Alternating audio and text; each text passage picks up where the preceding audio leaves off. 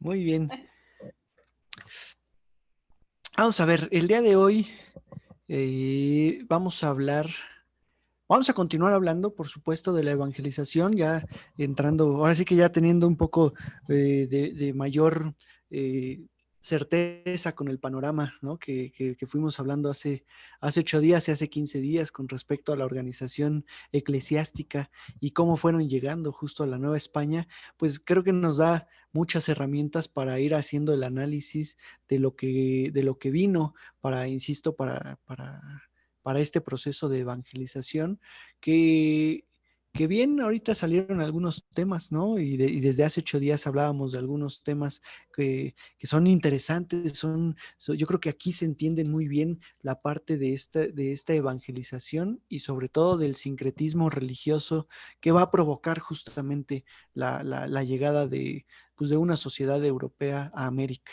Y digo una sociedad europea eh, basándome o refiriéndome sobre todo a españoles, a flamencos, a ingleses que no llegaron tal vez a la Nueva España porque no se les permitió la entrada, pero que llegaron a las 13 colonias, a la parte de Norteamérica, y que de alguna forma pues van a derivar en adelante, ¿no? En ese sincretismo. Ahorita hablábamos del Día de Acción de Gracias, que mencionan pues que es de toda la humanidad, pero que evidentemente pues es muy tradicional en Estados Unidos, pero particularmente en el lado poniente, perdón, en el lado oriente de los Estados Unidos y en el norte de esas 13 colonias, ¿no? Digo, es tema de otra historia, pero también ahí su proceso de aculturación y de evangelización, pues es muy, muy distinto en lo que fue Nueva York, en lo que fue el sur de, digamos, las Carolinas o Virginias, y luego toda la parte de Boston. No llegaron los mismos pobladores, no llegaron las mismas sociedades, y por eso son culturas, pues muy diferentes, ¿no? Que después pues, se van a ir entremezclando. Algo parecido, bueno, en realidad podemos decir que algo parecido, porque al final de cuentas sí, sí se parece un poco, ¿no? Aquí en la Nueva España, pero por otro lado, pues a lo mejor había eh, digamos, una sociedad un poco más uniforme. Más que nada porque se tiene ahí por ahí un registro de que llegaron muchos extremeños, ¿no? Es decir, de la región de Extremadura en lo que ahora es España. Llegaron, perdón, muchos andaluces aquí a la Nueva España, y llegaron muy poquitos, por ejemplo, catalanes o muy poquitos gallegos, ¿sí? En su momento. Ya después va a haber ese cambio, y esto sí es importante porque entonces la cultura, la apropiación cultural, pues es uniforme en la Nueva España. Ahora bien, con respecto a las órdenes religiosas, pues evidentemente cada orden religiosa va a ir conformando una sociedad distinta, pero a su vez pues van a tener esta unidad de sincretismo, esta unidad de enfrentarse a los indígenas. De pronto, si hacemos un análisis mucho más profundo, y que es un poco lo que veíamos hace 8 días, si hacemos un análisis más profundo, pues sí se nota mucho la zona de dominicos, la zona de franciscanos o la zona de agustinos, sobre todo por un aspecto cultural, perdón, por un aspecto arquitectónico. Ahora, estos pues, se fueron desarrollando y lo vimos también en los mapas de hace 8 días, pues vimos cómo se fueron estableciendo y se fueron, digamos, distribuyendo en regiones que comprendían una sociedad mesoamericana de alguna forma uniforme. Es decir, los agustinos se enfocan mucho en la región otomí, y entonces es más fácil, si me estoy enfocando en puros pueblos otomís, pues casi va a ser lo mismo en cada uno de ellos. Si de pronto me enfoco en puros pueblos de habla náhuatl o de habla purépecha, por decir algo como los franciscanos, pues entonces es más sencillo, ¿no? O lo mismo con los agustinos en la región mixteca, que habíamos comentado la clase, perdón, con los dominicos en la región mixteca, es decir, en Oaxaca, ¿de acuerdo? Entonces, ahora sí que esto es como el vaso medio lleno o el vaso medio vacío. podemos encontrar diferencias, pero a su vez podemos encontrar muchas similitudes y cada uno pues deberá decidir si son demasiado diferentes o si son diferentes entre sí o si por el contrario son iguales y a pesar de ser iguales tienen sus diferencias, ¿no? Insisto, yo creo que ahí es un poco de criterio y es un poco subjetivo el cómo se vea esto en cuestión de uniformidad al momento de la evangelización. Sí terminamos de ver la parte de los agustinos, ¿verdad? Sí lo vimos, si mal no recuerdo, sí les hablé cómo se expandieron, cuándo llegaron estos personajes. Ahorita, particularmente, pues ya vamos a hablar de esta primera etapa de evangelización en la Nueva España y bueno, también pues tendremos que ir tocando temas, sobre todo ya más culturales, más que religiosos como tal. Pero eso lo iremos viendo. Pues sí nos dará tiempo de ver un poco el día de hoy, pero también para la próxima sesión, ¿no? Eh, una base, una base importante, bueno, ahorita les platico del texto, pero una base importante para entender este proceso de aculturación va a tener que ser las doctrinas de indios. O sea, tenemos que entender bien a qué se refieren con las doctrinas de indios. Porque como ya lo hablamos en clases o en sesiones pasadas, de pronto los frailes se están enfrentando a una sociedad indígena, pues que no conoce, literal, y así vamos a ponerlo, que no conoce a Dios, que no conoce la religión cristiana, no conoce la cultura europea, la cultura occidental, y pues que hay que introducir mucho esta parte, ¿no? O sea, hay que introducir ese sistema educativo. Y a pesar de que también ya lo comentamos, de que había digamos, un, ¿cómo se dirá? Pues una unidad y más bien un antecedente, esa sería la palabra, un antecedente en la forma de enfrentarse a nuevos creyentes o a una sociedad no creyente, llamémosle así mejor, o sea, porque pues técnicamente no son nuevecitos, ¿no? Como tal. Eh, no es lo mismo, ya lo hemos comentado, no es lo mismo tener por un lado a europeos, musulmanes que de alguna forma han estado, digo europeos, aunque en realidad la mayoría son africanos, ¿no? Y asiáticos, los musulmanes, pero que no, que sí, que han estado ahí y que se conocen y que están en un enfrentamiento territorial, además de la parte religiosa, que enfrentar a indígenas, pues que no saben de lo de allá. Es decir, los europeos sí conocen ambos mundos, pero los indígenas no conocen el viejo mundo. Los indígenas únicamente conocen estos territorios y ese es el detalle a considerar para los propios frailes.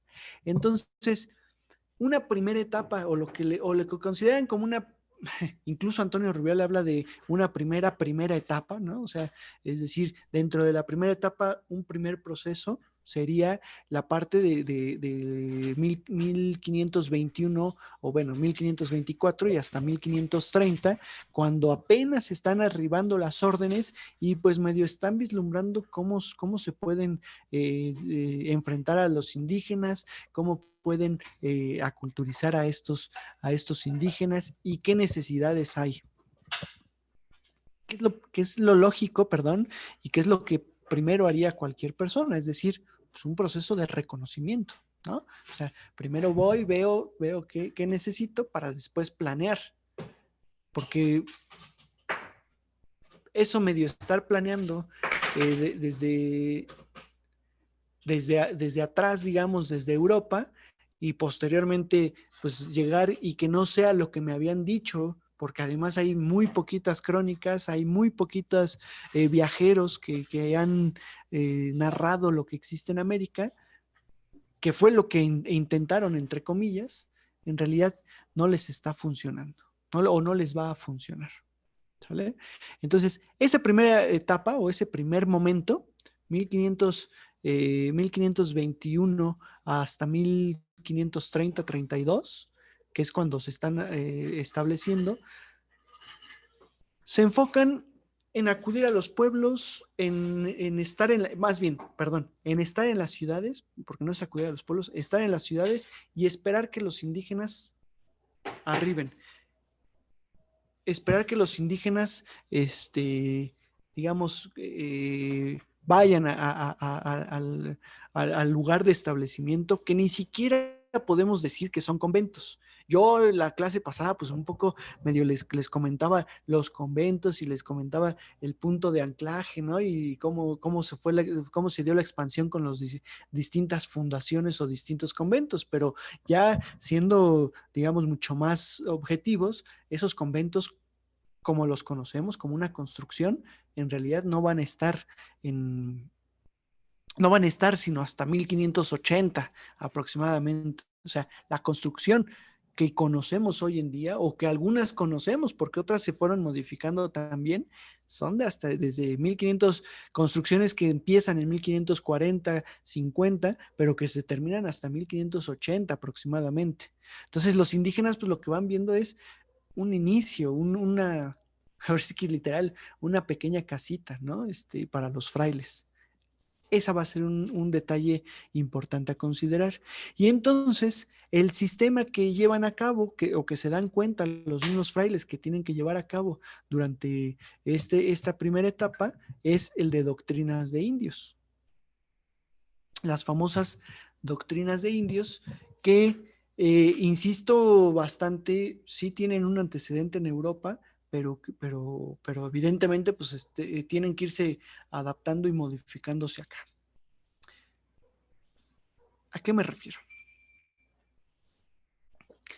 El fraile, el fraile franciscano, dominico, agustino, o sea, cualquier tipo de fraile de orden mendicante, técnicamente, ahora sí que en la regla dice que eh, que no puede administrar sacramentos. ¿Sí? Sí, sí, creo que lo hemos platicado un poco, si mal no recuerdo, pero vamos a ponerlo un poquito más en perspectiva. El fraile no puede administrar sacramentos. ¿Por qué razón? Porque él no estudió el sacerdocio, es decir, él no entró a ningún colegio, él simplemente entró a la orden mendicante, estuvo una parte del noviciado y se convirtió en fraile en automático. Pero pues evidentemente como tienen un contacto religioso, un contacto cristiano, vamos a decirlo así, con una sociedad, pues empiezan a buscar la forma de que estos también administren tal vez algunos sacramentos. Y eso se da en Europa. Y de esa forma bueno, sí, vamos a decirlo, inventan los colegios de las órdenes mendicantes en donde estudian o tienen todo un proceso de estudio. Es decir, durante 3 años, entre comillas, estudian artes, y con artes me refiero a la forma de usar el lenguaje, o sea, gramática, retórica, ética, lógica. ¿Sí? Esas es las artes que estudian. No crean que es pintura, escultura, arquitectura, ¿no? Así le llaman. De hecho, esas son las escuelas de artes y eso, y al rato, no al rato, dentro de 8 días hablaremos más de ella, pero esas escuelas de arte. Luego, por otro lado, estudian teología escolástica, ¿sí? Es decir, pues estudian todo lo que se refiere al cristianismo, la Biblia, los textos sagrados, lo de San Jerónimo, leen a San Jerónimo, a San Agustín, a San Gregorio, ¿no? San Gregorio Magno, Eusebio de Cesarea, leen todos los textos sagrados y los van analizando y revisan y hacen distintos datos, ¿no? Juan Carlos justo nos comenta del trivium y el quadrivium. En realidad, sí, o sea, es parte del estudio, es una combinación, ¿no? Porque el trivium y el trivium, que son las artes liberales, bueno, estas trivium y quadrivium son las artes liberales, trivium se refiere a la parte del lenguaje, gramática, retórica, ética, si mal no recuerdo, y el quadrivium tiene que ver con toda la parte de lógica, ¿no? Aritmética, matemáticas y música, y no recuerdo por ahí qué otra. Es una combinación de esto, porque eso se da sobre todo en el Renacimiento, ¿de acuerdo? Este tipo de, de estudio es más para un ambiente renacentista, no tanto por religioso, sino más bien por ambiente renacentista y bueno, de las universidades de la Edad Media. Pero, insisto, es mucho más complejo. Vamos a dejarlo ahora sí que en el estudio teológico y de teología escolástica y teología y las artes. Y luego además, bueno, perdón, estudiando 3 años para artes y 3 años para teología escolástica, pues ellos ya pueden administrar algunos sacramentos. El bautizo, el matrimonio y la extremaunción. ¿De acuerdo? Son esos 3 sacramentos particularmente los que pueden administrar. ¿Por qué? Pues porque no implica de un juicio técnicamente del fraile. O sea, es decir, es conocer las escrituras, administrar el sacramento y de acuerdo a tu posición eclesiástica. Pero el problema es que pues hay otros sacramentos, particularmente la confirmación y el de la confesión. Esos sacramentos sí implican, digo, les estoy dando esos dos porque esos dos sí implican un juicio por parte del sacerdote o del fraile, ¿sí? O sea, yo voy, me confieso y confieso que pateé a mi hermano. Y entonces el fraile tiene que saber, pues sí, lo digo de broma, pero vamos, que se entienda esa analogía, el fraile o el sacerdote tiene que saber a cuántos padres nuestros equivale una patada, si estoy realmente arrepentido o si no estoy arrepentido, ¿no? O sea, toda esa parte de la confesión y por supuesto de la penitencia. Y eso lo estudian durante 6 años más en un colegio de teología moral. Ahí es donde estudian. Entonces, imagínense, 12 años de su vida estudiando todo esto para poder administrar todos los sacramentos.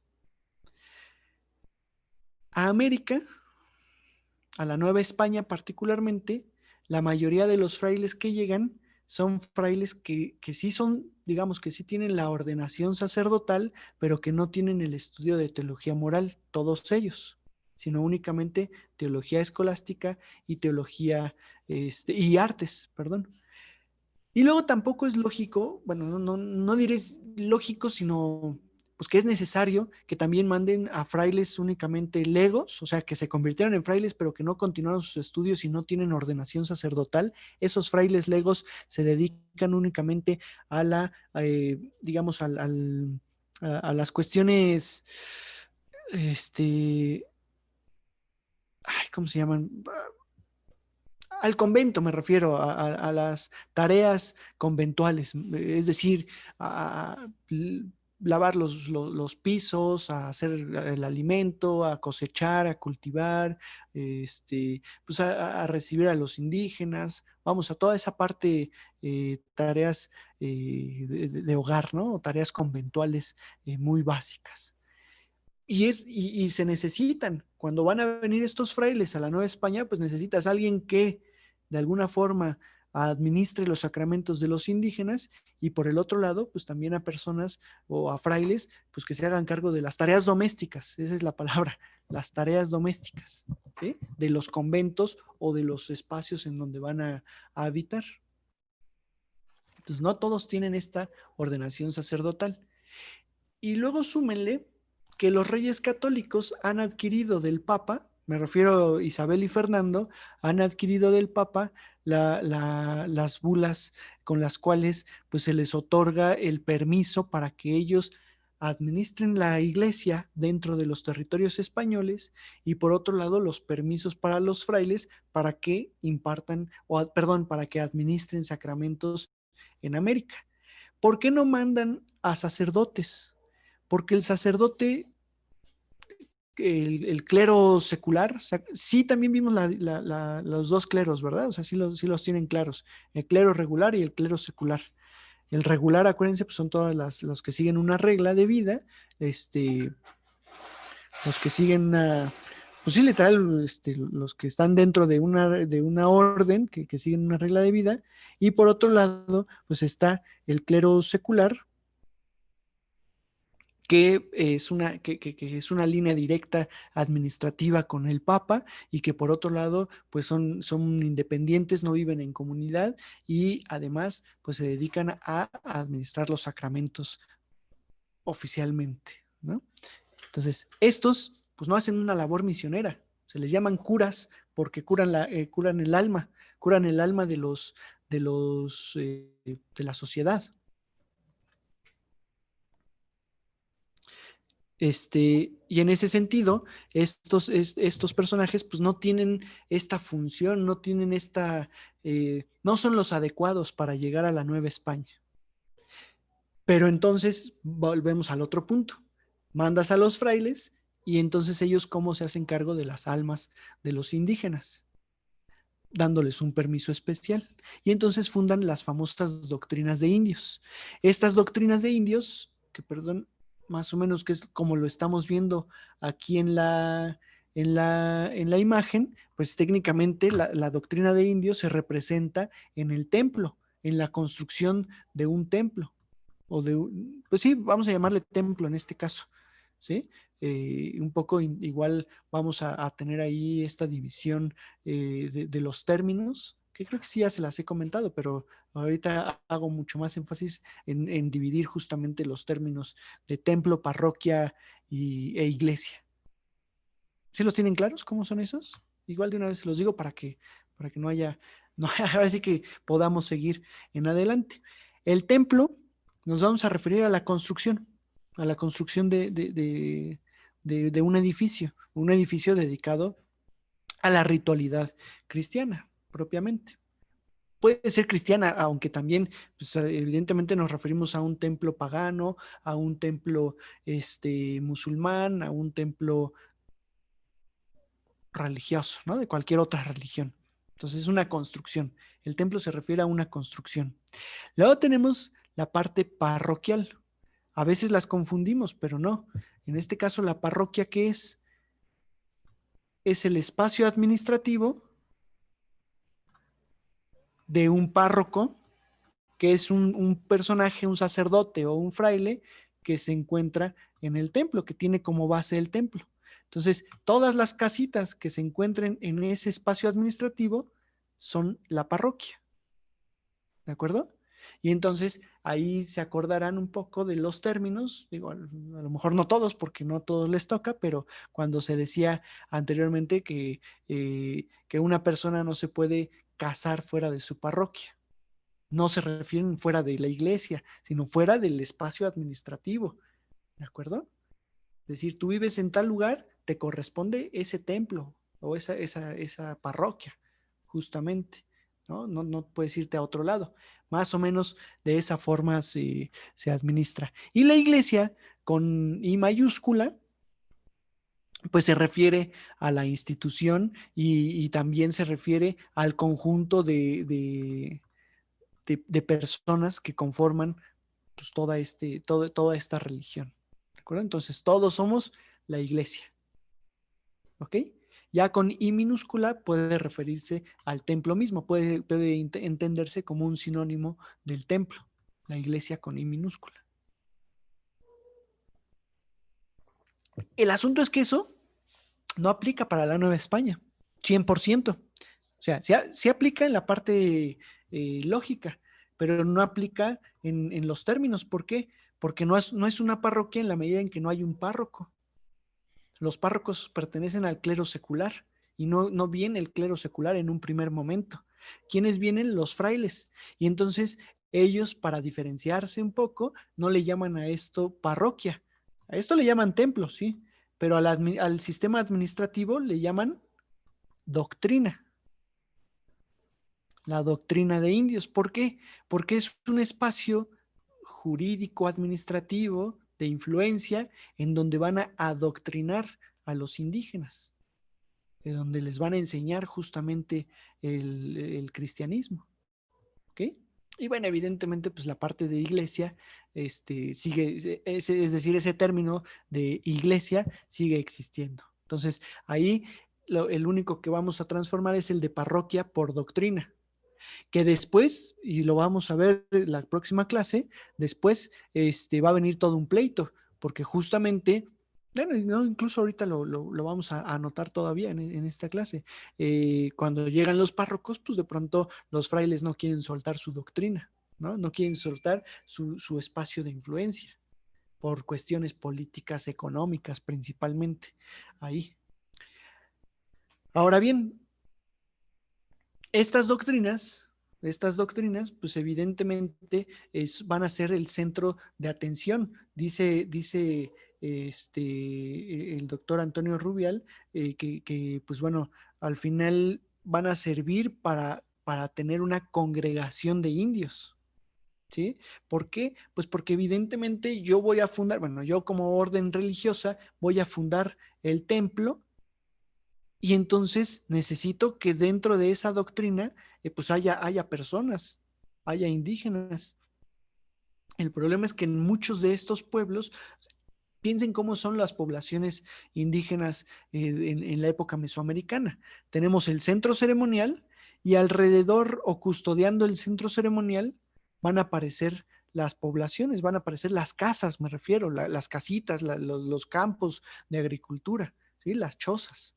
Pero resulta que esos templos prehispánicos, ese centro ceremonial, templo mayor o el templo al dios que es Huitzilopochtli, Quetzalcóatl, todos esos no están en el valle, sino están en la montaña, casi siempre, porque es un espacio protegido, es el espacio de mayor protección. Y entonces la población se encuentra alrededor de la montaña, protegiendo ese centro ceremonial.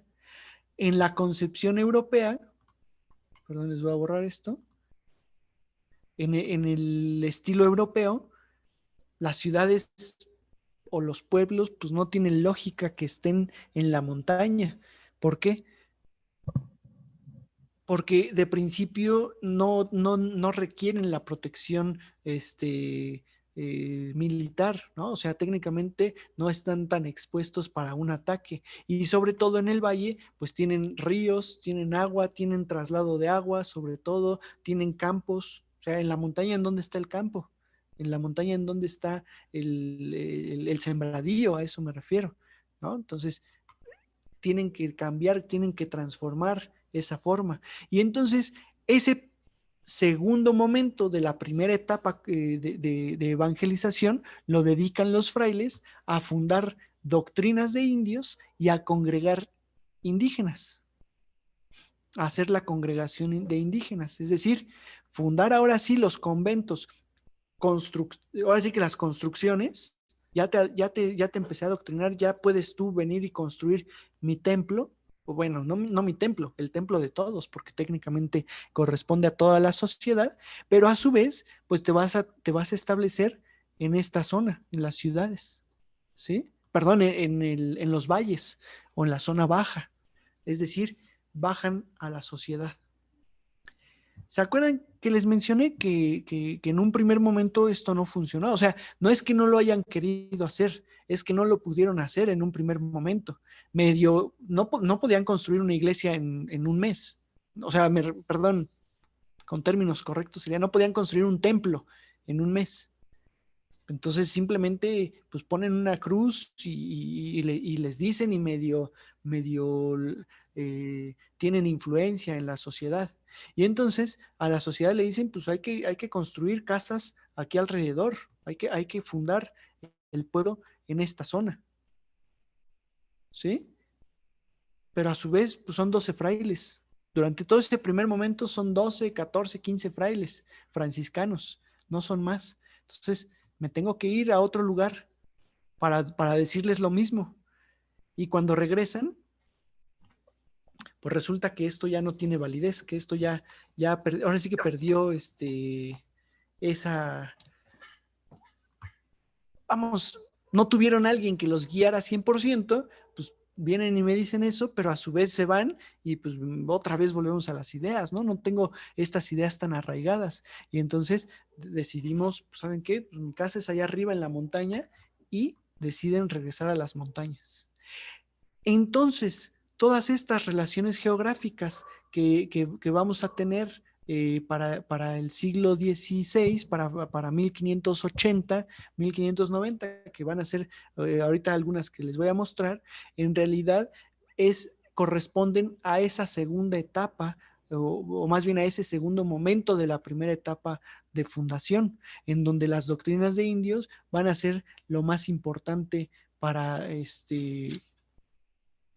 para los indígenas, y para los frailes más bien, ¿sí? Y vamos a tener una constante en la cual los templos van a ser el centro de fundación al estilo europeo. Por eso en la mayoría de los pueblos de México, siempre en la plaza central tenemos el edificio de gobierno, pero también la iglesia, que insisto, esa será una constante a partir digamos, de la apropiación territorial que van a tener los frailes en cada uno de estos espacios. Además, pues es más sencillo, de alguna forma es más sencillo controlar a la sociedad indígena allá alrededor de la iglesia y no tenerlos expuestos, no tenerlos, perdón, dispersos más bien en las montañas. ¿De acuerdo? Fíjense, dice Antonio Rubial, y así no, se los leo. Una de las premisas básicas para hacer más efectiva la labor evangelizadora fue la movilización y reubicación de los indios, ¿no? O sea, hay que reubicarlos, hay que moverlos, sí, pero hay que reubicarlos. La mayoría de los pueblos van a tener algo de éxito, pero va a haber por ahí uno que otro pueblo, particularmente en la región de Michoacán, en donde no tengan suficiente éxito, no porque reubiquen pueblos o movilicen pueblos, sino porque de pronto mezclan culturas. Te traes a los otomís junto con los purépecha y los quieres mezclar y los quieres colocar en un solo pueblo. Y entonces Vasco de Quiroga, años después, pues va a entender esa situación y los va a separar. O sea, él va a actuar él en función de ello y va a decir, no, no, no, a ver, unos por allá y otros por acá, fundan nuevos pueblos o distintos pueblos y todo se hace tranquilamente, ¿no? Ahora sí que todo se lleva a cabo sin mayor problema. Y miren, digo lo que les decía, tenemos en donde lo más importante, esta relación geográfica, donde lo más importante es la iglesia, y aquí se ven una serie de casitas congregadas alrededor del templo. ¿De acuerdo? Y aquí hay otras casitas en el camino, y es otro templo en la parte de arriba. Lo mismo en esta. Las relaciones geográficas, yo les insistiré que no van a ser iguales porque pues, las van a hacer distintos tlacuilos o distintos escribanos. Y entonces las pinturas, ¿qué es una relación geográfica? Perdón, para que lo tengan claro.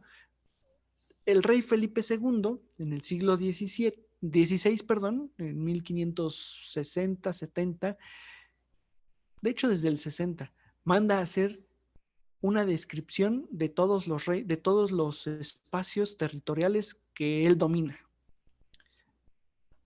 La frase en su imperio nunca se pone el sol es de Felipe II. Muchos se la llegan a atribuir a Carlos V, pero en realidad es para Felipe II. En mi imperio nunca se pondrá el sol. ¿Y por qué? Pues porque él tiene dominios en toda España, Holanda, Flandes, Nápoles, Sicilia, es decir, toda esa zona de Europa. Tiene Cuba, tiene la Nueva España, ya el Perú ya está bajo su dominio, Río de la Plata ya se empieza a descubrir y además tiene Filipinas. Con él se descubren las Filipinas, de hecho por eso se llaman Filipinas en honor al rey Felipe II, ¿de acuerdo? Entonces, pues en todo el mundo. Así que mientras en un lado es de noche, en el otro siempre será de día y no hay ningún detalle. Pero pues él nunca ha salido de España. Bueno, sí estuvo en Inglaterra, ¿verdad? Pero me refiero de Europa. Entonces tiene que conocer sus dominios. ¿Y cómo lo hace? Mandando a hacer estas relaciones geográficas en donde hay una descripción de todo lo que hay en cada población, en cada pueblo, de cada provincia, de cada reino o virreinato, y muchas de ellas van acompañadas con estas imágenes. Y entonces vemos, por ejemplo, imágenes diversas, pero vemos el templo, que es lo más grande, que casi siempre resalta, y pequeñas casitas alrededor. A veces encontramos otros templos, a veces templos chiquitos, vean. Entonces, normalmente no corresponden, o sea, no es una fotografía de la realidad, sino es una imagen representativa en donde representan o el templo importante con sus capillas, las capillas de barrios, porque dentro de esas doctrinas de indios que los indígenas, perdón, que los frailes van a ir fundando, pues van echando mano también de las capillas de barrio en donde pues van suplantando identidades, ¿no? O sea, en Cholula, en Cholula se funda la iglesia de los Remedios arriba del templo de Cholula, del templo de Quetzalcóatl, ¿sí? Pero resulta que no es la iglesia principal o no es el espacio religioso principal. El espacio religioso principal es el convento de San Gabriel, que está en la parte de abajo, ¿sí? O sea, eso es lo primero que fundan ellos, pero como tienen que suplantar esta divinidad que es Quetzalcóatl, pues entonces fundan la Capilla de los Remedios. Pero resulta que así como lo dice Hernán Cortés, creo que eso también se los comenté en algún momento, hay tantos templos como días del año, ¿no? O sea, es decir, según esto, 365 templos tendría que haber, que es un decir para decir que hay muchos, no quiere decir que haya 365, pero entonces hay que poner una iglesia o una capilla mínimo encima de cada uno de estos templos. ¿De acuerdo? Y entonces, por eso, pues capilla dedicada a la Virgen, a santos, pues nada más, ¿verdad? A la Virgen o a santos, dependiendo lo que, digamos, la temporalidad o el tiempo o el día en el que se estén fundando. Y así como lo hicieron en el Tepeyac, exactamente como dice Juan Carlos, ¿no? Tenemos, de hecho, creo que al final traigo una de esas imágenes en donde aparece el traslado de la Virgen de Guadalupe. Pero para no meterme ahorita en ese tema, porque vamos a ver justamente las fiestas y los traslados y el tipo de construcción, simplemente Guadalupe y Tonantzin, ¿no? Tonantzin Coatlicue, que es la deidad que estaba en ese cerro del Tepeyac, y entonces pues aparece la Virgen de Guadalupe y es un momento importante para colocar a esta Virgen suplantando esa divinidad prehispánica, ¿de acuerdo? Vean, por ejemplo, aquí, si mal no recuerdo, esto es Cholula, en donde, sí, miren, sí, Tolan, Cholula, Tolan o Tula, acuérdense que significa ciudad grande, la gran ciudad, o sea, técnicamente todas las ciudades prehispánicas son Tula, y eso ya también lo vimos cuando vimos a los mesoamericanos y la peregrinación de los mexicas y que ellos dicen que en la Gran Tula se establecieron y entonces no sabemos en cuál Gran Tula. Vean, aquí está, Tola en Cholula, ¿no? No sabemos a cuál se refieren. Pero bueno, aquí está Cholula con el convento de San Gabriel, el templo y convento de San Gabriel y de este lado pues tenemos la iglesia de San Miguel. Aquí seguramente, aunque no lo tengo tan claro, pero son los barrios no, perdón, no es que no los tenga tan claro, sino más bien no sé cuántos barrios están representados aquí de ese periodo, pero son los barrios de Cholula. Y vean cuántos, Santiago, San Miguel, Santa Teresa, creo que es esta, ¿no? Aquí abajo no sé cuál dice, San Pablo, San Antonio, ¿sí? Los distintos barrios que están suplantando y que están colocando, y entonces cada barrio, cada capilla de barrio corresponde a un barrio indígena, pero no a una doctrina indígena. ¿Por qué? Porque esas capillas no están administradas por los frailes. O sea, perdón, no me malentiendan, sí están administradas por los frailes franciscanos, en este caso en Cholula, por ejemplo, pero no viven ahí los frailes viven acá, en el convento, y desde aquí administran las distintas capillas, ¿de acuerdo? Entonces la doctrina es todo este espacio, todo ese espacio es la doctrina de indios.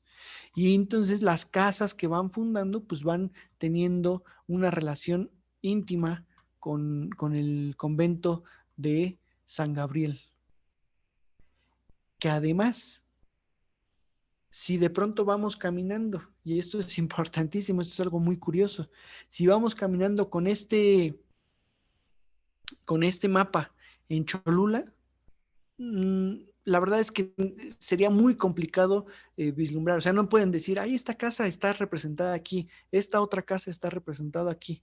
No, acuérdense de esto que les mencionaba, es el famoso realismo circular. Bueno, digo famoso, ¿no? Entre los historiadores que se dedican a estos temas, hablan de un realismo circular, es decir, el tlacuilo pues se dedicaba a pintar pues de acuerdo a la posición que tuviera en cada espacio del pueblo. Entonces hoy estoy en esta montaña, hoy pongo el mapa y hoy pinto en una posición. Hoy me voy a la otra montaña para obtener otra observación, giro el mapa y lo pinto en la otra posición. Y entonces no hay un frente, no hay un frente 100%. Y sin embargo tenemos el convento de San Gabriel y aquí arriba aparece Quetzalcóatl, aparece la serpiente emplumada. Entonces podemos identificar que esto es el templo de los remedios. Bueno, ahí donde estaba el templo de los remedios, que en su momento fue la gran pirámide de Cholula, o el gran templo de Quetzalcóatl. Lo mismo, si ustedes van a Cholula, los que conocen Cholula, y ven el convento de San Gabriel, que no es pequeño, pero que no es así tan grande, y la pirámide de Cholula, pues están en desproporción. O sea, en realidad es grandísima la de Cholula, en la base al menos, y es pequeño el convento de San Gabriel, y aquí está al revés. Pues es que evidentemente aquí pues están suplantando identidades, que eso es a lo que se dedican justamente los frailes, a congregar a los pueblos y a hacer de vital importancia el templo. ¿De acuerdo? O sea, esa es su primera actividad. Por supuesto, la doctrina es parte de un sistema todavía más amplio. La doctrina de indios, netamente religiosa, o sea, ahí sí no es una administración de la Nueva España ni del virrey, o sea, no, es una administración religiosa, 100%. La doctrina de indios es parte de lo que también en esos momentos, y eso sí, así se referían a ello, como República de Indios, las famosas repúblicas de indios, ¿sí? ¿Y qué es esto de la República de Indios? Pues ahora sí, es todo el sistema de aculturación, es todo el sistema de de formación, digamos, de los pueblos de indios, en donde incluye modo de vida, tipo de administración, tipo de gobierno, orden religiosa, o sea, todo ese gran sistema que incluye una población de indios a partir de haber congregado a los indígenas en esta, insisto, en esta república de indios, ¿no? O perdón, los congregan alrededor de este convento. ¿Ok? No sé, híjole, yo ahora sí ando un poquito disperso en qué ya les dije y qué no les he dicho, porque de pronto los temas se me entrecruzan. No, la verdad es que les soy honesto, en la tarde doy la clase de Nueva España en el SECAM. Y entonces ahorita los temas se están juntando mucho con los de ustedes y ya no sé qué les dije a ellos y qué les he dicho a ustedes en otras clases, en otras sesiones. Pero bueno, más allá de eso, no me acuerdo si ya les recomendé este libro, pero es Iglesia y Sociedad en la Edad Media. Que si no se los he recomendado, pues se los recomiendo. Sí, se los recomiendo bastante. Está en PDF en el Instituto de Investigaciones Históricas. en la página del Instituto de Investigaciones Históricas de la UNAM, lo pueden descargar en PDF gratuito. Si no, pues bueno, lo venden creo que en 80 pesos, una cosa así, en ese mismo instituto. Bueno, es una serie de conferencias de un francés, de Dominique Yoña-Prat, que ahorita se los anoto aquí porque, para no tener que deletrearlo, se los anoto. Dominique Yoña Prat.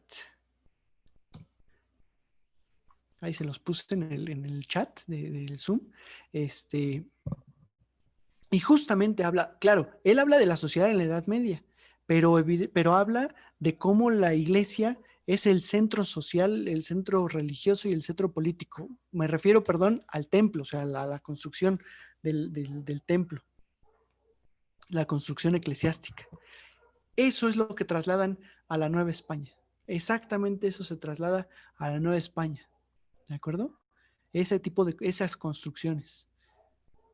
Que insisto, miren, o sea, en todas. O sea, esto, incluso hasta yo creo que está de más que yo se los esté insistiendo tanto, porque seguramente ya lo han visto en todo México, en una buena parte de México, sobre todo en los pueblos indígenas, siempre está la iglesia en el centro. Siempre está la iglesia y a partir de la iglesia, la construcción de la sociedad, la construcción de los pueblos alrededor. ¿De acuerdo?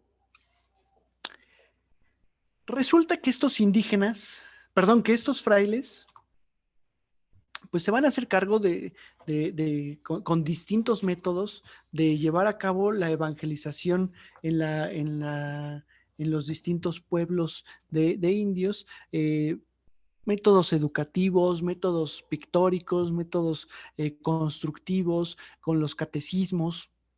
Todavía no me estoy metiendo a ese tema, porque si no, ¿qué les digo dentro de 8 días? ¿No? Pero no, más que nada porque ahorita hay que entender el pleito que van a tener justamente con los obispos para después ya entender estos métodos. Pero el asunto va a ser en que tienen un éxito al principio. O sea, un éxito tal vez no el deseado por ellos, porque no es que conviertan 100% al catolicismo a los indígenas, sino más bien los indígenas pues prácticamente ya adoptaron la religión y la combinaron o la introdujeron con sus prácticas rituales paganas, vamos a decirlo así, y entonces justo cuando viene ese sincretismo, pero al final de cuentas pues es un éxito en función de que logran pacificar a los indígenas, logran introducirlos a un ámbito cultural europeo y por otro lado, pues también tienen un dominio por sobre ellos, ¿no? No importando qué y no importando cuándo. Hay una regla en la Nueva España, bueno, de hecho en Europa, pero particularmente en la Nueva España, solicitan que se reglamente y que se regularice la fundación de los conventos.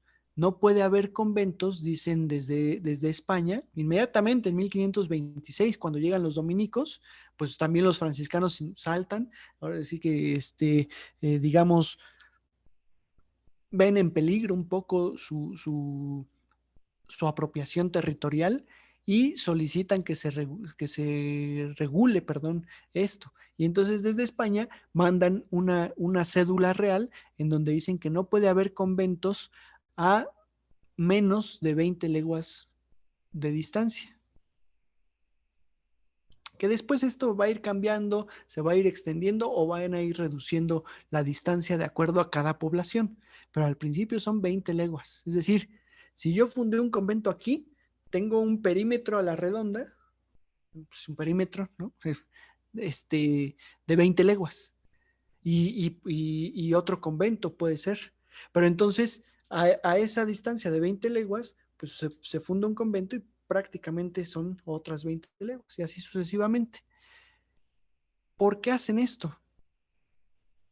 Por por el número de población, por la cantidad de población que van a tener en cada uno de estos pueblos. Sobre todo el pleito es directamente en las ciudades.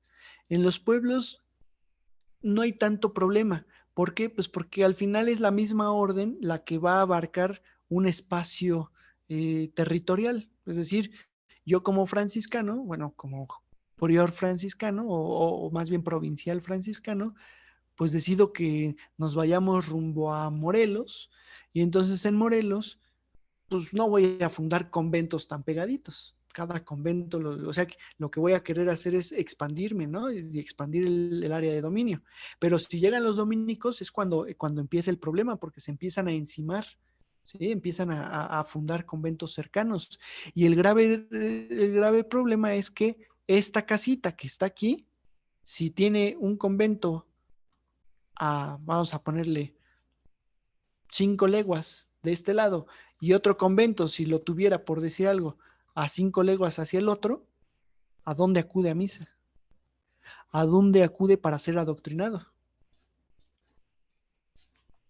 Entonces, si nos basamos en la parte religiosa netamente, pues eso no importa, ¿no? En realidad, el chiste es que acuda. O sea, la idea es que acuda y que sea adoctrinado. Que sí, que de pronto pues hay un seguimiento y el fraile franciscano pues ya sabe en qué proceso va y a lo mejor el dominico no sabrá en qué proceso va y tendrá que estar preguntando constantemente y no llevará un seguimiento, pero al final de cuentas está acudiendo a ser evangelizado.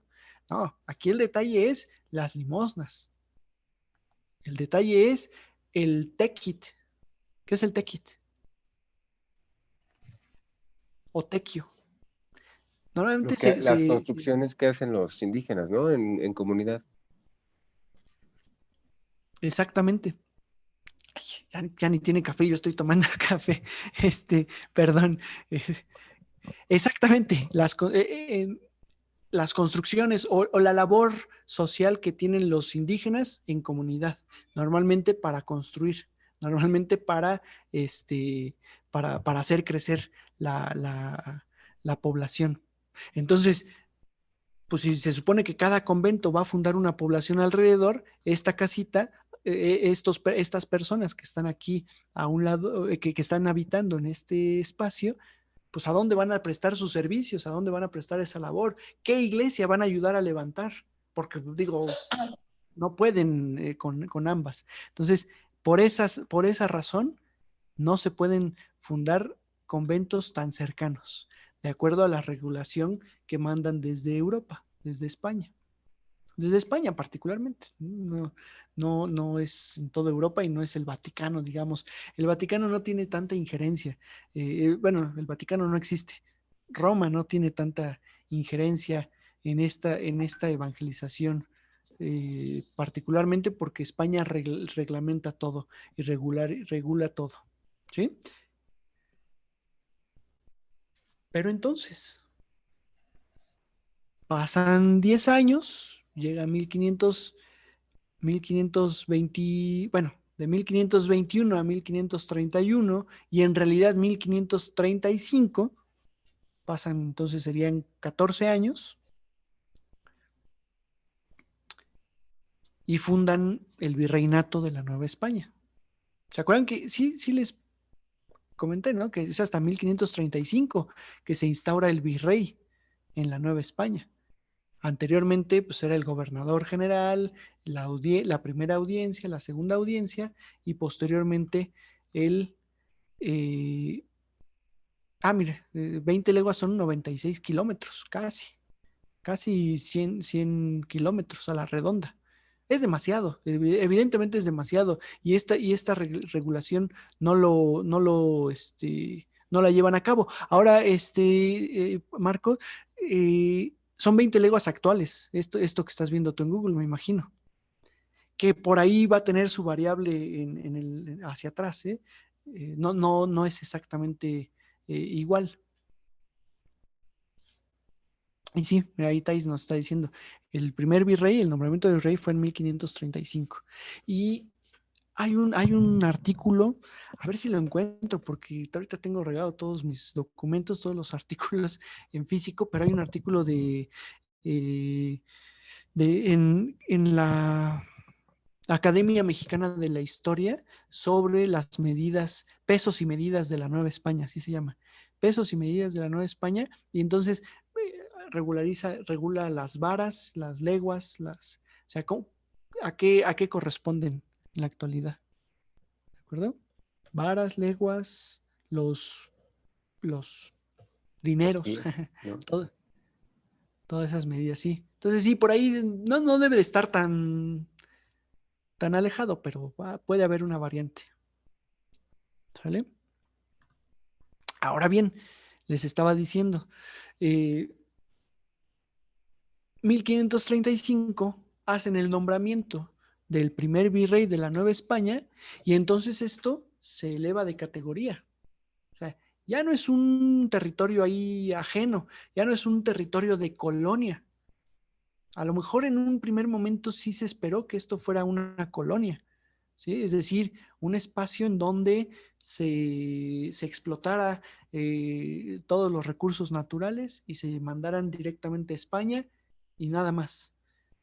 Pero están mandando frailes, están mandando instituciones, un virrey, un ayuntamiento, un cabildo, distintas instituciones. Entonces, ya se espera integrar este territorio a lo que, al reino de España. Y en ese sentido, pues el clero secular inmediatamente alza la mano y dice, ahora sí, ya tenemos que ir a administrar las almas. ¿Por qué? Porque ya viven muchos españoles en América. Ya se fundó la Ciudad de México, ya se fundó la ciudad de Tlaxcala, la ciudad de Puebla en 1531. Entonces, hay que entrar a administrar esas almas. Esos ya no necesitan ser adoctrinados. ¿Por qué? Pues porque son españoles y ya son cristianos. Ya necesitan una administración como tal. Y entonces empieza a entrar el clero secular a las ciudades. Ciudad de México, Ciudad de Puebla, bueno, Tlaxcala en realidad y luego Puebla, por supuesto. Y fundan el primer obispado. El primer obispado en fundarse en la Nueva España, y aquí ahorita vamos a debatir un poquito, bueno, no es debatir, sino más bien va a haber algunas contradicciones, pero el primer obispado fundado en la Nueva España es el de Puebla-Tlaxcala, o el de Tlaxcala en realidad, todavía no existía Puebla como ciudad, apenas estaba fundando Puebla, ¿de acuerdo? Pero resulta, pero resulta que esto es en 1525, esto se da en 1525, vale decir, que dicen algunos autores, porque tiene lógica. El primer obispado es el de Yucatán, y entonces uno dice, bueno, ¿es Tlaxcala o es Yucatán? Lo que pasa es que el de Yucatán se funda en 1523. Y entonces dicen, no, pues sí es Yucatán, ¿no? O sea, por años, 1523, 1525. Ah, pero Yucatán en 1523 no pertenecía al reino de la Nueva España, digamos al gobierno de la Nueva España. Yucatán era una capitanía general que incluso era parte de la Capitanía General de Guatemala. Entonces, no es el primer obispado de la Nueva España, aunque si hablamos de el territorio mexicano, pues sí, sí es el primer obispado de México, ¿no? El de Yucatán en 1523, el de Tlaxcala oficialmente, que así se ha reconocido siempre, en 1525, que hubo por ahí un par de frailes que administraron ese obispado y que también en este caso, híjole, bueno, está Pablo Gil de Talavera, que tiene el título de obispo de Tlaxcala, pero que nunca se le ha reconocido 100% como el primer obispo, porque nunca fue ordenado obispo, sino se administró el obispado de Tlaxcala, pero no hubo obispo, sino hasta que llegó Fray Julián Garcés. O sea, para no hacerlos tantas bolas y que lo que nos interesa es saber quién fue el primer obispo fue Fray Julián Garcés, el primer obispo de México y estuvo en Tlaxcala como tal. ¿De acuerdo? Este personaje fue fue miembro de la Orden de Predicadores. De hecho, es Fray Julián Garcés, OP, Orden de Predicadores, o sea, dominico. Que en 1532, a ver, ahorita les digo exactamente cuándo.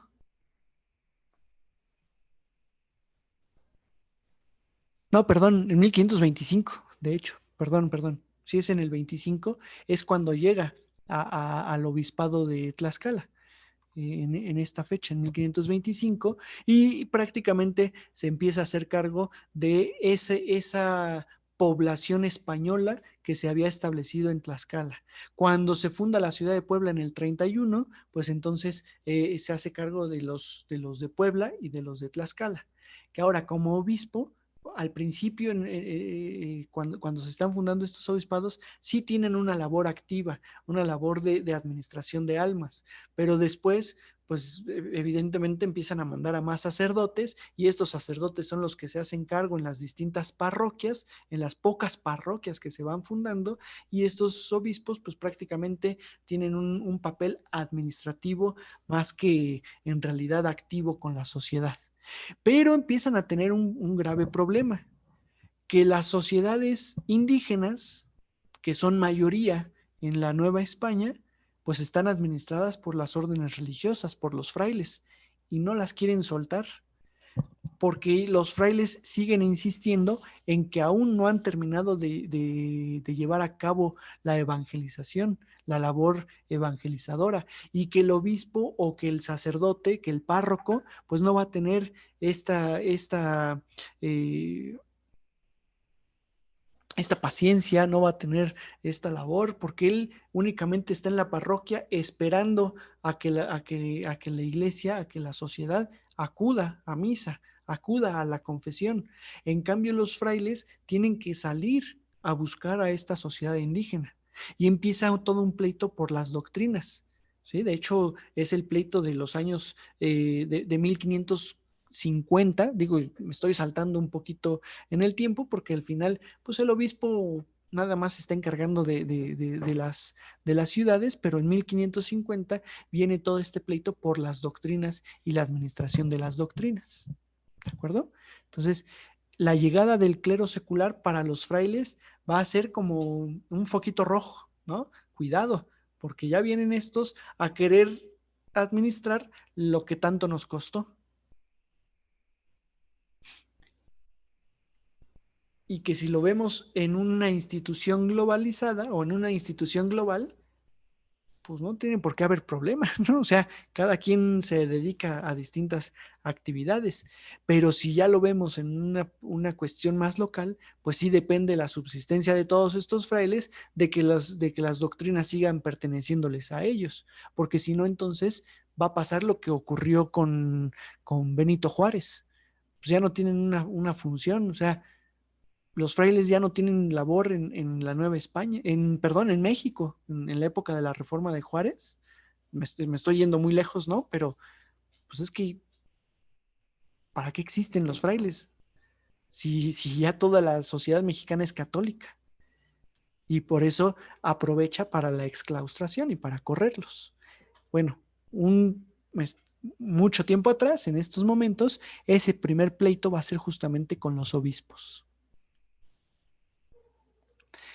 El segundo obispo de la Nueva España, primer obispo de México, y aquí sí de México, porque así se funda el obispado de México, es Fray Juan de Zumárraga, que a este todos lo conocemos, creo, a todos nos va a sonar, porque pues es el personaje que tuvo digamos que estaba en función cuando se dio la aparición de la Virgen de Guadalupe, o se dieron las apariciones de la Virgen de Guadalupe. Es con quien corre Juan Diego para decirle pues que la Virgen lo había enviado para que le fundaran una capilla, para que le fundaran un templo. ¿De acuerdo? Y entonces este personaje tiene una labor, por un lado una labor interesante, una labor activa correcta, vamos a ponerlo así, con los indígenas, pero por el otro lado también una labor rígida al permitir la instauración de algunas instituciones, particularmente el cabildo catedralicio, es decir, un cabildo que va a regir a la Ciudad de México, un, vamos a ponerlo, un cabildo es como un sistema administrativo judicial, ¿no? Que no es totalmente, no es la Inquisición, esa va a llegar muchos años después, pero es algo parecido, o sea, mínimamente, pero a eso se dedica, a juzgar, a encontrar, a ver quién no está cumpliendo y entonces actuar en función con ellos. Y entonces es duro en esa parte, Fray Juan de Zumárraga.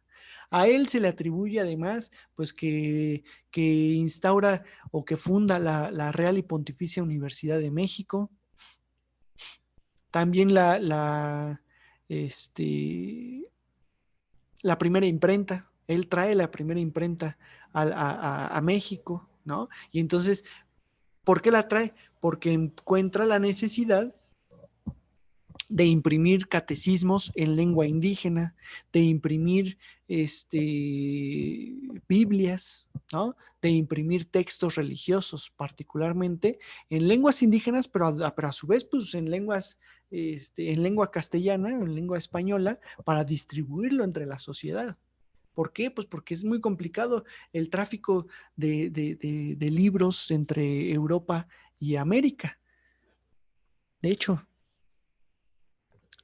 hay un momento en el que hay un tráfico ilegal, ¿no? De libros y de papel, sobre todo, porque en América empiezan a producir papel y entonces en Europa la venta de papel pues es una parte de su riqueza.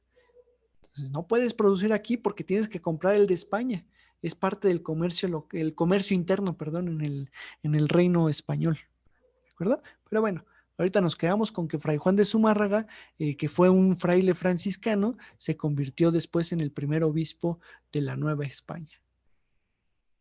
Ahora bien, ya tenemos dos casos interesantes y ahorita vamos a ver otros tres importantes, pero desde ahorita se los voy comentando.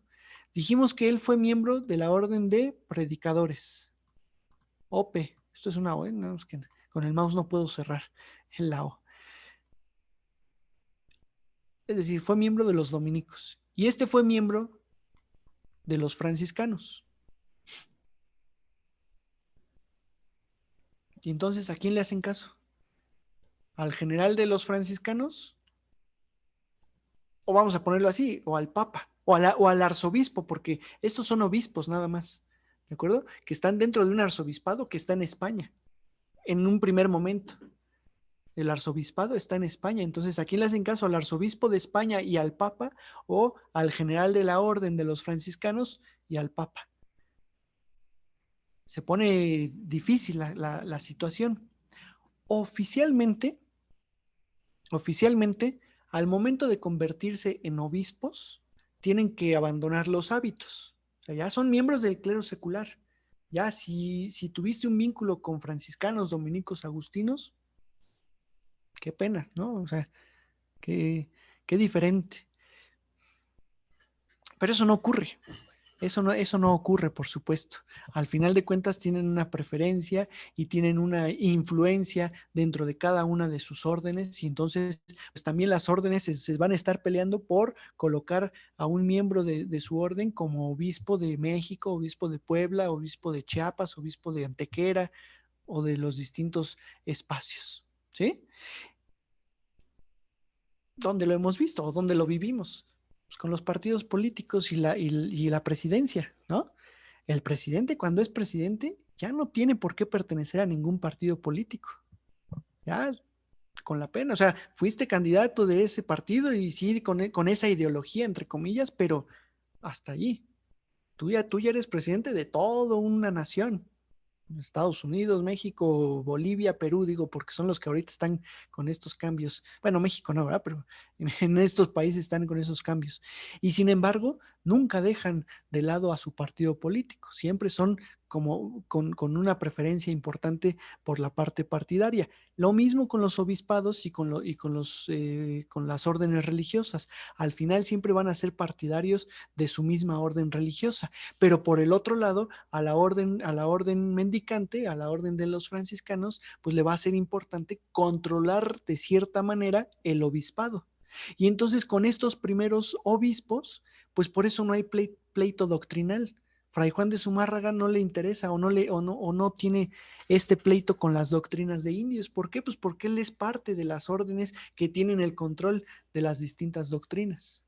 ¿Sí? Entonces, lo que les digo con estos dos primeros obispos de México, bueno, que están en territorio novohispano, pues es que aunque sí se fundan los obispados, sí tienen una administración de las almas de españoles particularmente. No hay ningún pleito, no hay mayor pleito. ¿Sale? Este personaje fue nombrado en 1533 obispo de México. Y en 1547, o sea, son 14 años después, es nombrado arzobispo de la Nueva España. ¿Ok? Es decir, es el líder, por supuesto, pues el obispo de México pues va a ser el líder de todos los obispos que estarán en todos los territorios novohispanos.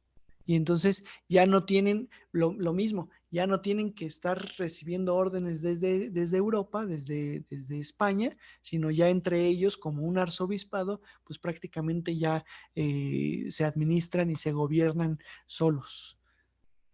¿Ok? El tercer obispado en fundarse dentro de los territorios novohispanos es el de Antequera, por Juan López de Zárate. Antequera actualmente pues, es Oaxaca, es la ciudad de Oaxaca. Y el obispado de Oaxaca en 1535 se funda, y este personaje fue obispo de Oaxaca, perdón, hasta 1555. O sea, del 35 al 55, 20 años. Durante 20 años fue obispo de Oaxaca. Pero fíjense, aquí el otro detalle. En Oaxaca, recordemos que estaban peleados, o sea, en los territorios que ahora corresponden todo a Oaxaca, pero que pues una buena parte de ese espacio le pertenecía a Hernán Cortés, estaba, digamos, tenía la administración de los... del Marquesado del Valle, y dentro de ese Marquesado del Valle estaban los dominicos, ¿sí? Y los dominicos también habían fundado su gran convento, que también ya se los comenté, en la ciudad de Antequera, en la ciudad de Oaxaca. Pues resulta que Hernán Cortés, por supuesto, abogó y estuvo insistiendo en que ellos no controlaran el obispado que se fundara en ese espacio. ¿Por qué? Pues porque si no era darles demasiado poder, si ya no podía con ellos en su Marquesado del Valle, pues ahora resultaba en otorgarles muchísimo poder. Y entonces la corona, Carlos V, bueno, en este caso decimos Carlos V, pero en realidad pues, es el Consejo de Indias, es el que nombra a Monseñor Juan López de Zárate como primer obispo de Oaxaca, que después también se convierte en arzobispo de esa región, pero eso fue hasta el 55. Entonces, en un primer momento es obispo de Oaxaca. Es decir, aquí sí ya envían a un miembro del clero secular desde España para quitarle poder a la orden mendicante de los dominicos. ¿Sale? Y entonces ya ahí ya vemos pues una nivelación un poco en los poderes. El poder secular, que es el de, el de Hernán Cortés, el poder de la iglesia, pero ahí pues las órdenes religiosas por un lado y el clero secular por el otro. ¿De acuerdo? Entonces, son tres poderes pues, que ya no controlan todo el espacio y que técnicamente ya pues ya hay una administración mucho más ligera entre estos tres, entre estos tres poderes como tal. Ah, este sí lo conocen, ¿no? el obispo Vasco de Quiroga. Es el cuarto obispado en fundarse, el obispo de Michoacán. Bueno, el obispado, perdón, de Michoacán en 1536. Él llega a la Nueva España sin ser sacerdote, él llega con estudios universitarios, es decir, quien estaba en la universidad, pues técnicamente es porque había tenido estudios religiosos, pero no se ordena sacerdote. Y él llega para ser miembro de la primera, no, perdón, de la segunda audiencia, de la segunda, el segundo gobierno de la Nueva España, ¿sí? La segunda audiencia era un oidor de la audiencia, es decir, un juez de esta audiencia con estudios jurídicos, estudios universitarios.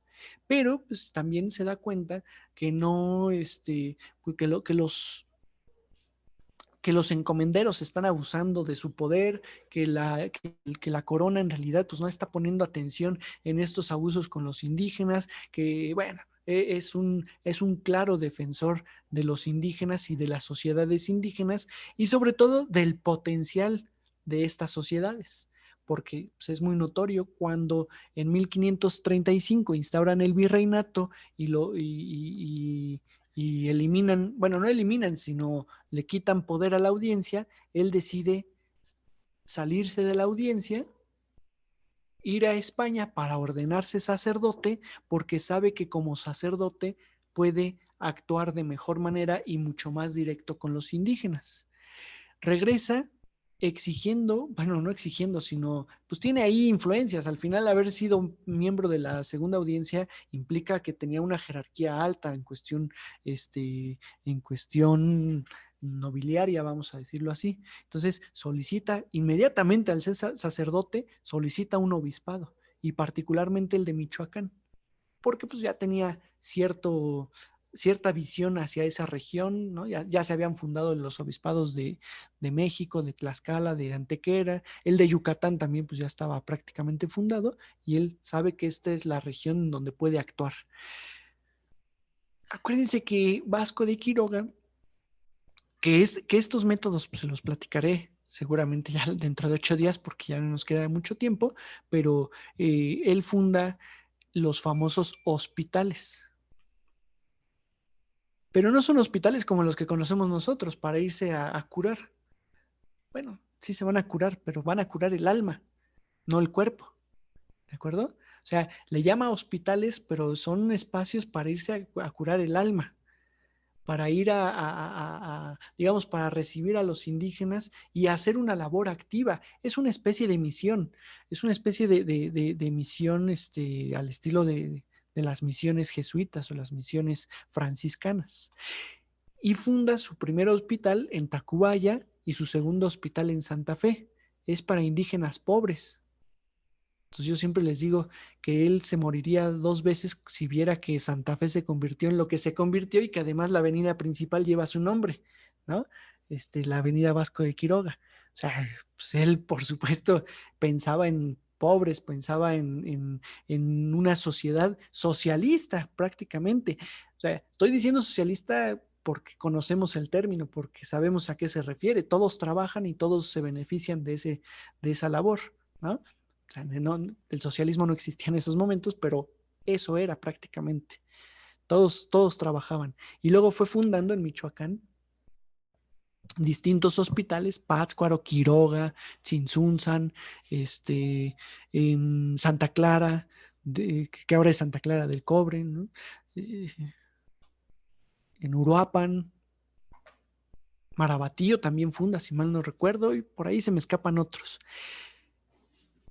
Pareciera que no tuvieron mucho éxito porque al final el siguiente obispo, el que sucede a Vasco de Quiroga, ya no tiene este interés por esos hospitales o por esas comunidades, pero sí deja bases Vasco de Quiroga para que cada una de estos pueblos, de estas sociedades, tengan su propia labor. Ahora le llamamos artesanal, pero en su momento pues era una actividad, llevar a cabo algún tipo de producto para comercializarlo entre ellos. O sea, genera una comunidad cerrada de comercio, ¿sí? Los que hacen guitarras con los que hacen, yo qué sé, molcajetes, por poner un ejemplo, con los que hacen, sillas, muebles, algo. Y entonces intercambian los productos. O sea, te vendo yo mi producto, pero a su vez te compro un producto. No tiene caso que como región produzcamos lo mismo porque no podemos vendérnoslo entre nosotros. Tenemos que salir a venderlo. Mejor aquí dentro, cada quien produce cosas diferentes y nos lo intercambiamos o nos lo vendemos. Ese es lo que promueve Vasco de Quiroga ahí en Michoacán. Es socialismo. Ahora sí que es el socialismo utópico, en la mejor función. Como ustedes saben, pues todos estos formas de gobierno como tal, pues teóricamente son todas muy buenas, pero en la práctica ninguna ha funcionado 100%. Todas tienen sus carencias, ¿no? ¿Y en cuál vamos? ¿El cuarto? ¿El quinto? Este es el quinto obispado, ¿no? Técnicamente es el sexto, si contamos Yucatán. Bartolomé de las Casas. Que, híjole, ya se nos está acabando el tiempo, pero nada más 3 minutitos. Ay, sí, aguántenme 3 minutitos. Bartolomé de las Casas es un caso muy particular, porque él es un hijo de un encomendero de las Antillas. Cuando su padre muere, él viaja con Cristóbal Colón en su segundo y tercer viaje de exploración para hacerse cargo de la encomienda de su padre y se da cuenta de todas las injusticias contra los indios y contra los nativos, porque en esos espacios pues más bien son llamados nativos. Empieza a escribir y empieza a argumentar y empieza a decir, él todavía no es sacerdote, por supuesto, en esos momentos, y empieza a argumentar y a exigir a las autoridades españolas, pues que se supriman esas injusticias, de acuerdo con todos estos indígenas. Pero como no es, o sea, al final de cuentas es un don nadie, así, con esas palabras, ¿no? O sea, no le van a hacer caso, no le hacen caso, no tiene autoridad, no tiene poder, el rey ni lo pela. Entonces decide entrar a la orden de predicadores por, según él, ser quien más se ajusta a sus exigencias. La orden de predicadores tiene estudios, los dominicos tienen estudios, estudian, eh, tienen estudios en jurisprudencia y entonces puede alegar y puede debatir con el rey, con la corona, para combatir estas injusticias. Se va a España, ingresa a la orden de los dominicos, regresa ahora ya a la Nueva España, porque ya está conquistada la Nueva España en 1521. Bueno, él llega en 1528, en realidad, hasta a la Nueva España ya como dominico, y empieza a escribir todas las injusticias que tienen los encomenderos y todos los males que se provocaron en la conquista. Lo lleva con el rey, intenta tener una audiencia con el rey para que le hagan caso, no le otorgan la audiencia, el rey está preocupado por Martín Lutero allá en Alemania, entonces no quiere a otro fraile acá que le haga más alboroto, lo suprime, o sea, digamos, nunca le da audiencia y lo mantiene ahí. Y entonces publica su texto, Bartolomé de las Casas, lo publica en la imprenta de los dominicos. ¿Cuál es el problema de esto? Pues que da a conocer todas esas injusticias y está diciendo que el rey que no puede dominar a Martín Lutero y a los protestantes allá en Alemania, que tampoco puede dominar a los frailes y a los encomenderos en América. ¿Sí? Su texto es el de Historia de la Destrucción de las Indias. Y entonces el rey inmediatamente lo hace llamar y le dice, a ver, espérame, hay que sacar eso de circulación, o sea, ¿cómo que estás publicando eso? ¿Qué es lo que quieres? Argumenta Bartolomé de las Casas y el rey le insiste en que en lugar de andar haciendo alboroto, mejor le va a otorgar y le ofrece un obispado, el que él escoja, para que tenga una labor activa y él ya como digamos, tipo representante del Papa y del Rey, pues tenga esa labor y mejore las condiciones de los indígenas, ¿no? Bueno, está bien, el Obispado de México. No, ¿cómo? O sea, espérame, pues ¿quién eres, no? O sea, eres un pequeño fraile como para que luego quieras el obispado más importante de esos territorios, ¿no? O sea, ya están ocupados todos estos, tú hay que fundar uno nuevo. Y él decide, Bartolomé de las Casas decide fundar el obispado de Chiapas, bueno, Chiapa, ¿sí? Pensando pues que era una región que no había sido atendida. Y el rey, pues inmediatamente cuando le dice esto en 1543, o sea, vean cuánto tiempo pasa para toda esta fundación, en 1543 dice, adelante, pues es un obispado alejado de la capital, alejado de la ciudad, pues entre más lejos lo tenga, mejor, que haga su alboroto allá. Y él, Bartolomé de las Casas, pues ahí también se da cuenta que no lo va a lograr y entonces decide seguir escribiendo y decide sacar publicaciones anónimas en un principio, pero pues que después son atribuidas a este personaje. ¿Sale? Y es la fundación de los obispados en la Nueva España, más o menos. Y de la labor que van a tener también activa con todos estos personajes. ¿Dudas de todo esto? Daniel, yo tenía una pregunta, porque no lo Sí, noté. La cédula real de la que hablabas para prohibir la construcción de conventos a menos de 20 leguas, ¿en qué año se estableció? se establece en 1526, bueno, en realidad está fechada en 1526, pero llega a la Nueva España hasta el 27.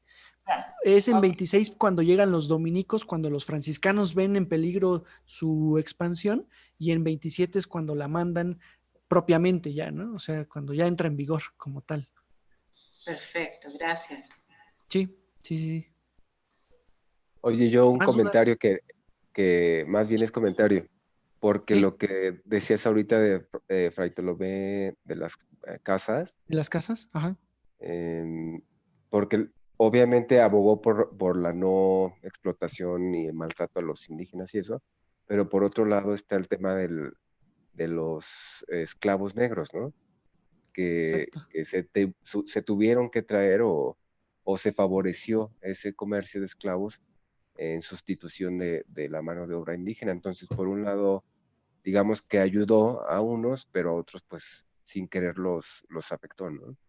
Exacto, exacto. Sí, digo, y sin querer. Sí, o sea, al final de cuentas él nunca escribió como tal que pues mejor se trajeran negros, esclavos negros, pero él sabía y él conocía el debate que existía en Europa. En Europa, todos estos años, de hecho todo el siglo XVI, se enfrentaron a un debate entre si los negros eran humanos o eran animales, entre si los indígenas eran humanos o eran animales. Tenían alma, ¿no? O si tenían alma, exactamente. Por ahí Ah, va el asunto. Con los indígenas llegan a la conclusión de que sí tienen alma, porque evidentemente ven que les funciona más una administración correcta, ¿no? Digamos, de pueblos.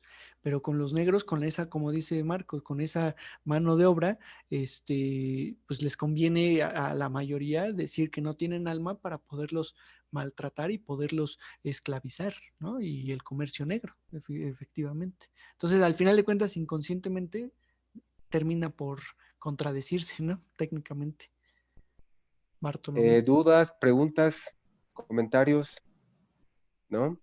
¿Todo bien? Bueno, Muy pues bien. todo bien, muy interesante. Qué padre. Súper.